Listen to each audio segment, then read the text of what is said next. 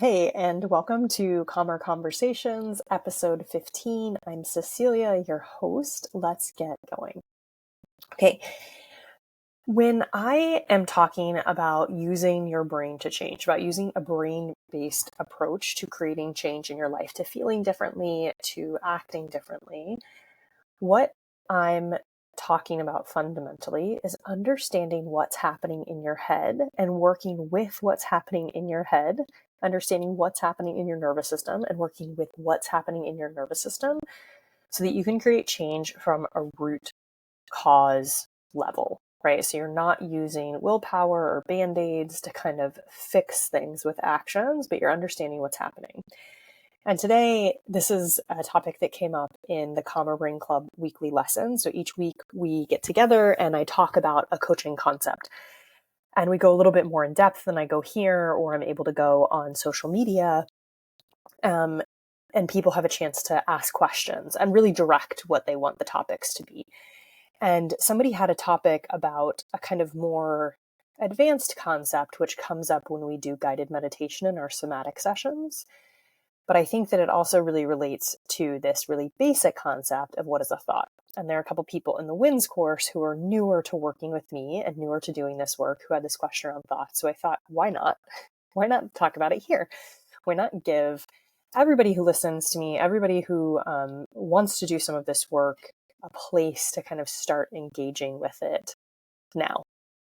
Okay, so the first question is, what is it? Well, the first questions were, what is a thought? What is a story? What is a belief? How do they play into my life and what's happening? So that's where we're going to start today. And we'll see if we get into more of the like quantum physics manifestation place where we went in our session today. But I at least want to get into this, really diving into how thoughts impact you in your life. So if you are interested in a brain-based approach to change and you're really starting to learn, or you've been doing this for a long time and you just want a refresher, then this is an episode for you.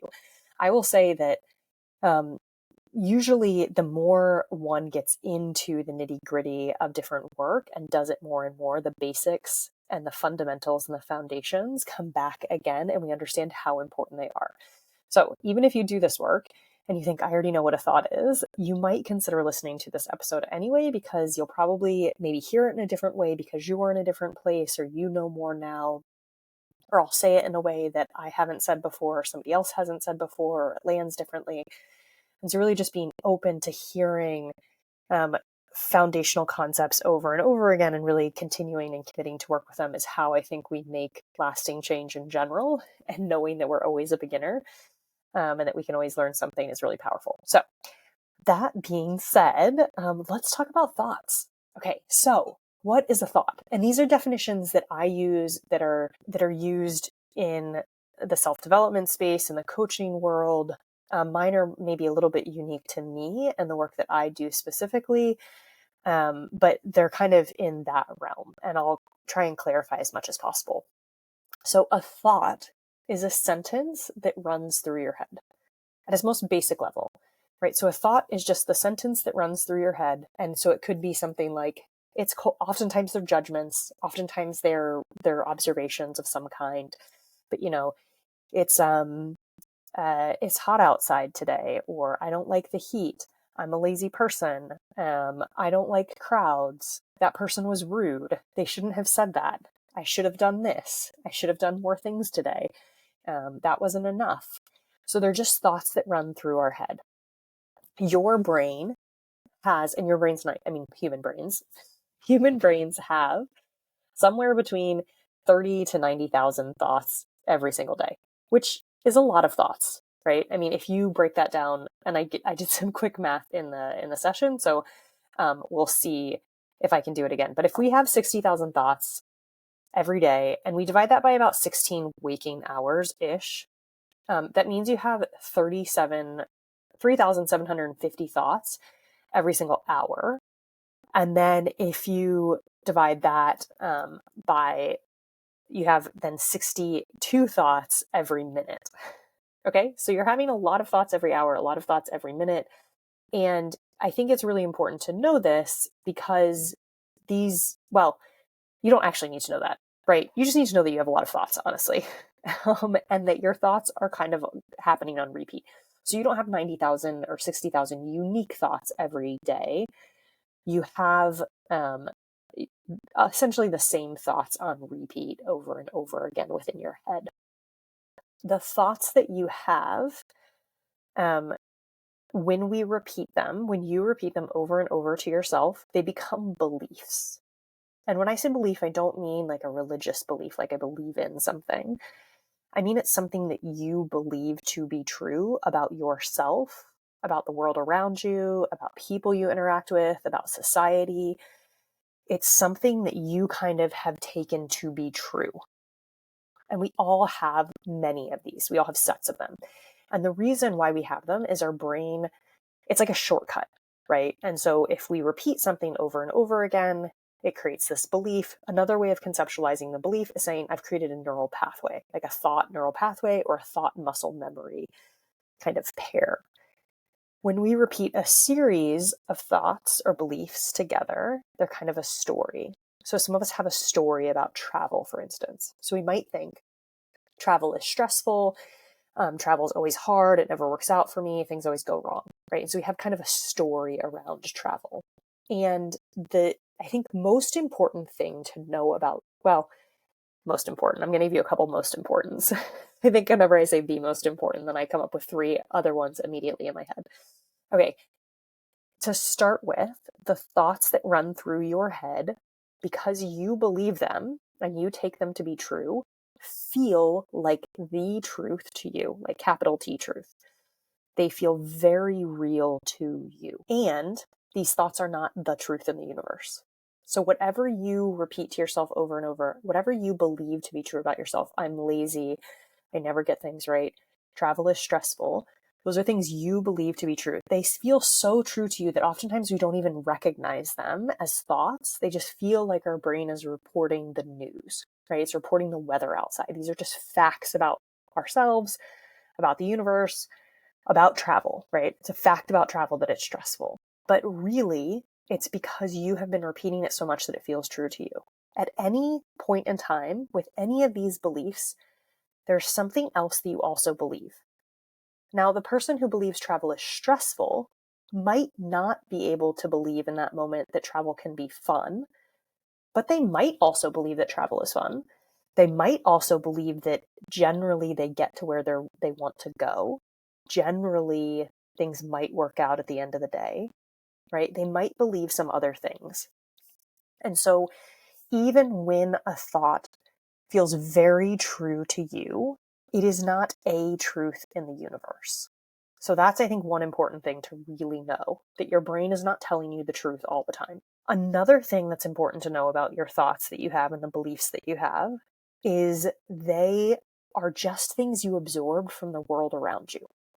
So you absorb them from your family of origin or your primary caregivers. You absorb them from the community you were in, from the society you're in, from the media that you were exposed to, from if you were in any religion or you're exposed to any religious ideas, you absorb them from there.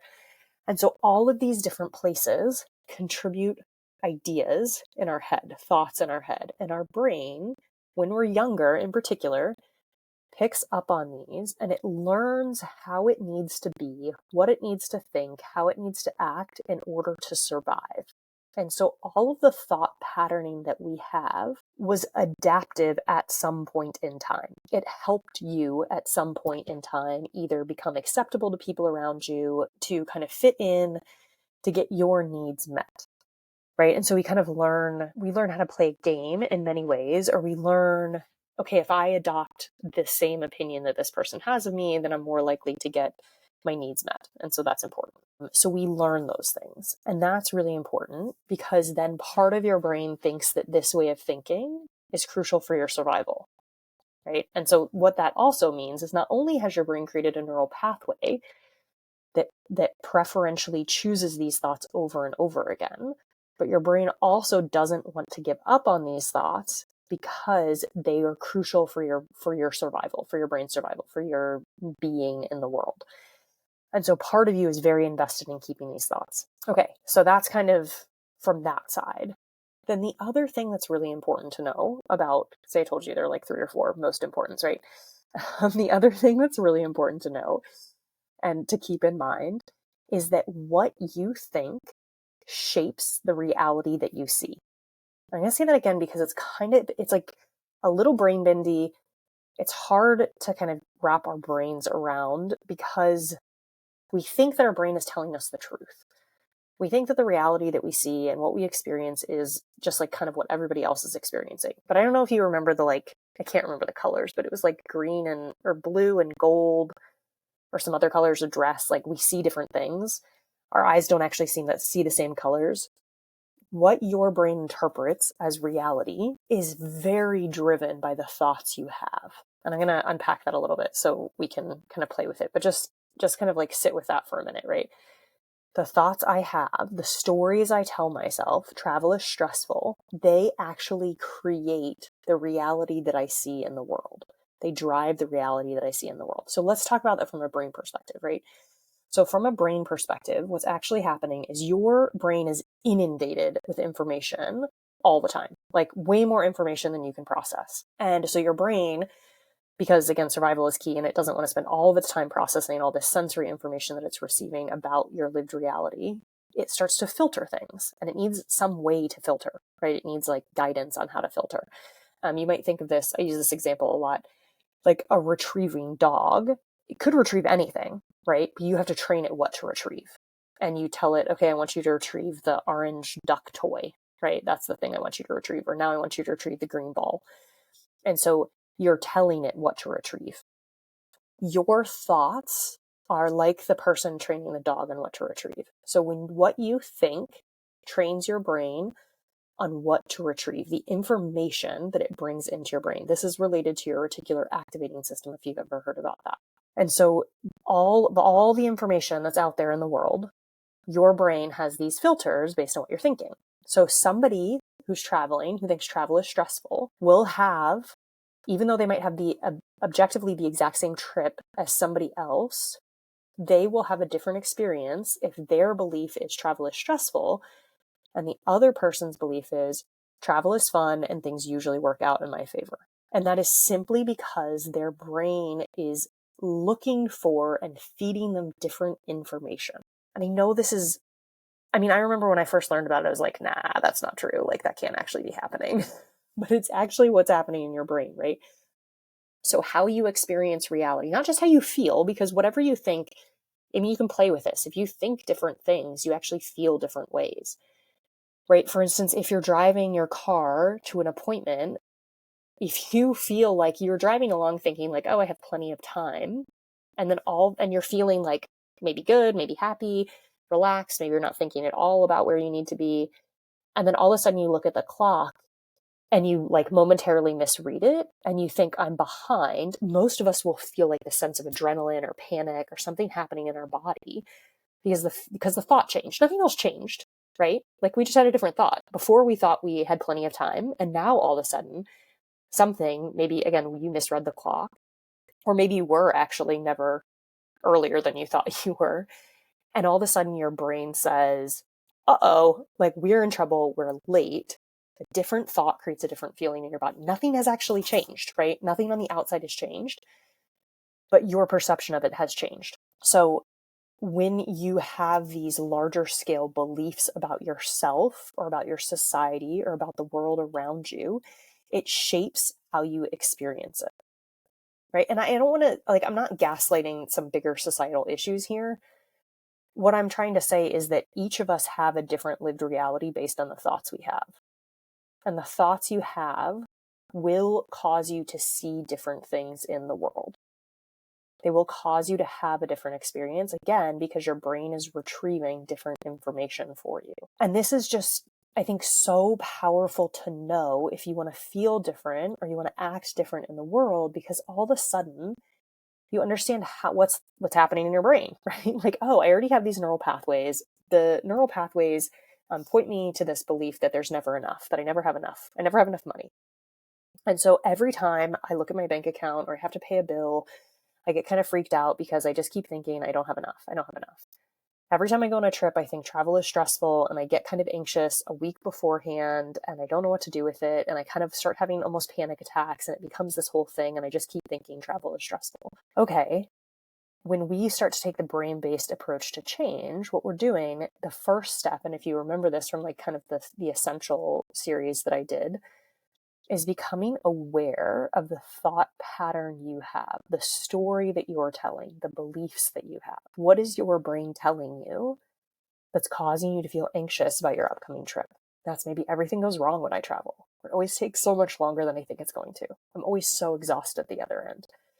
These things can sound like facts to you, but really, you have not gone on this trip yet. And so you are telling a story about your past. But essentially, what you're doing is you're bringing your past into your future because you are rethinking these things. You're bringing them up in your brain. You're reactivating that neural pathway. And then you are more likely to go down it as you travel.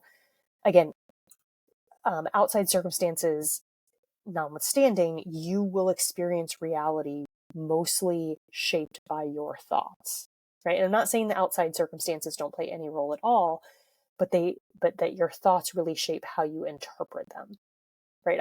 I've traveled quite a bit in my life. I used to travel really regularly, both for work and for pleasure. And I just decided at some point, like travel was going to work out for me, right? And I have had, I mean, on paper, very terrible travel experiences, right? Like stuck in airports for very long periods of time, like all kinds of, I mean, I've actually had very good travel experiences too, but there have been some that haven't maybe gone as exactly as planned, right? But because I have this belief that travel is fun and it usually works out, even the experiences that were objectively sort of bad, I have really positive memories of them, and there were fun things that happened. For instance, like one time when I was delayed in an airport, I ended up getting a massage, which I'd never done in an airport before. Another time I got a pedicure. Another time we were delayed for many, many hours and like formed this little friend group with people, and we ended up like getting dinner together while we waited. And I recently got an email from them, right, with a picture, because this was about 5 years ago now.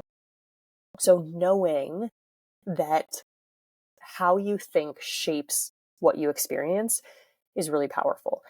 And knowing that the more I become aware of what I'm thinking, the more I will become aware of what my brain is using to shape reality. And when I'm aware of what my brain is using to shape reality, and I take it with a light touch, I don't judge it, I don't make it right or wrong, I just kind of start to play with it. I wonder what it would be like if I thought something else. I wonder if I'm open to thinking something else or believing something else. All of a sudden, you have infinitely more possibilities on what you can experience. And this goes from everything from like, how do I handle my child when they're having a meltdown, to travel, to like your relationship with money, to like everything in the world, right? To your partnerships or the relationships you have with friends or spouses or parents. And so what I'm doing with people and what we do inside places like the Calmer Brain Club is we start to play with this, with with our thoughts, with what's happening, because we also know that the thoughts are the key to all the other things, everything flows from what you're thinking, right? So how you feel and what you end up doing and the experience you have in your reality, the results that you see in your life, those all come from the thoughts that are happening in your head. And this isn't to put pressure on you to have really amazing thoughts all the time. I mean, like, you're a human, right? You're not going to probably have perfect thoughts all the time. But what you can make a commitment to doing is you can make a commitment to saying, I wonder what my thoughts are around this topic. Like, for instance, travel, if travel is really stressful to you, or maybe riding public transportation, if you feel a lot of anxiety around that, or public speaking, or taking your kids to school, or doing drop off, or whatever it is, saying, I wonder what my thoughts around this are. I wonder what my story is. And I wonder what it would be like. I wonder if I'm open to changing it. And then I wonder what it would be like to believe something different. And again, when you start to open yourself up here, what you're doing is, I use this example of like a knotted necklace, like a like a delicate chain necklace that has like, 10 knots in it or something. We're not trying to rip it apart really quickly and change everything immediately. What we're trying to do is we're just trying to delicately figure out, where's the easiest way in? How can I start to work with my brain? How can I use a light touch here to start to shift and change things? And when you do that, you'll be surprised how quickly shifts and changes can happen. Um, what we're doing, to give you an idea of some of the other ways that I actually work with this with people. So in the wins course, what we're specifically doing is we're asking at the end of the day, what went well? What am I proud of today? Because most of us inadvertently have this question, this filter in our brain of what went wrong today? What could I have done better? Where should I have been more? And that's what we answer. And what we're doing instead is we're intentionally asking the question, what am I proud of? What went well? And then we're answering that question. And what do I want to go well tomorrow? Which we're setting ourselves up for a different tomorrow by asking our brains that before we go to bed or at the end of our day. In the Calmer Brain Club, people come with all these things, which again, it's very hard to recognize sometimes when you're having thoughts because they seem so real and true to you. So people come to coaching, and what coaching really is about is somebody saying like, okay, I have a trip coming up and I feel awful about it. And I really don't want to feel this way about my trip. I want to look forward to it. And we talk through it and we figure out what their primary thoughts are so that we can shift and change them. And I have this great example, and I've given it a couple times in workshops, of this person that I worked with who had a lot of trouble cleaning their toilet. And I mean, they could clean their toilet, like they were totally able to. But when it was on their list of things to do, what would happen is they would end up on their couch with kind of a backache for a couple hours scrolling on social media. And they really didn't understand what was happening. It's really easy at that time to judge ourselves or our actions, to judge, she was diagnosed with ADHD, so we could judge that. We could judge, like, she had a story about being lazy, or like, I never follow through on things, or I'm disappointing a spouse or a partner, or whatever it is, right? I'm not clean, all these different stories that might come up. But instead of judging ourselves and the actions, what we did is start to get curious. Okay, well, what else is happening? What's going through your brain when you're about to clean the toilet? And this person had a story about when they were younger, they cleaned a toilet and their mom gave them feedback that they didn't do a good job, right? And so they kind of, at least in their brain, kind of got in trouble for not doing a good job cleaning the toilet. And so now what happened in their brain is their brain associated cleaning the toilet with getting in trouble, with potentially then not, being kicked out of their tribe or not getting their needs met. And so what they did, their brain made it dangerous to clean the toilet. And so what their brain is doing by putting them on the couch and having them scroll social media is actually a totally adaptive survival mechanism. It's getting them not to clean the toilet because the toilet is dangerous. Cleaning the toilet is dangerous. They don't want to get in trouble. They don't want to get kicked out of their tribe. And so from that place, all of a sudden it makes total sense why they're not cleaning their toilet. And then we can start changing their thoughts from that place so that they're no longer forcing themselves to do something or judging themselves for not doing something.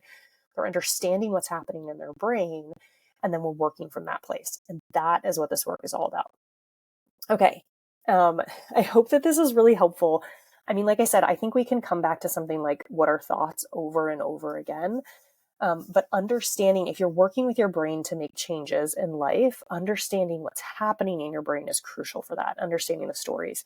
And I will say again, even though part of your brain will say awareness is not enough, awareness is really the place where all of this starts.